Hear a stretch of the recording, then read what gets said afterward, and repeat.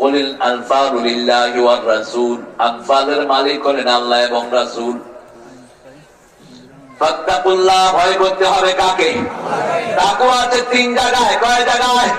ইবাদত আছে যেখানে, তাকওয়া আছে সূরা বাকারা 22 নম্বর আয়াতে আল্লাহ রাব্বুল আলামিন বলছেন, ইয়া আইয়ুহান নাস উবুদু রাব্বাকুমুল্লাযী খালাকাকুম ওয়াল্লাযীনা মিন ক্বাবলিকুম লাআল্লাকুম তাত্তাকুন।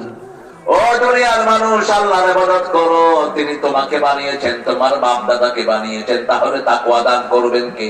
আল্লাহ।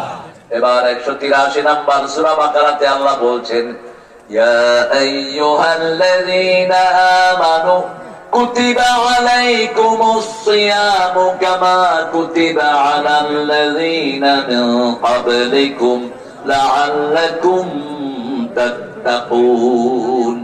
ও মুমিনেরা, আমরা কি মুমিন হতে রাজি আছেন তো? নামাজ 5 ওয়াক্ত পড়বেন তো? যৌতুক খাইবেন তো? যৌতুক আসেনি?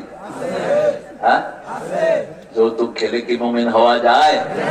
যৌতুক খেলে যেতে হবে কোথায়? জাহান্নামে। হিন্দুদের সাথে কোথায় যেতে হবে? যৌতুক খাবো না, বিবিকে মোহরানা দেব। মোহরানা নাই, বিয়ের কথা মুখে আনবি না।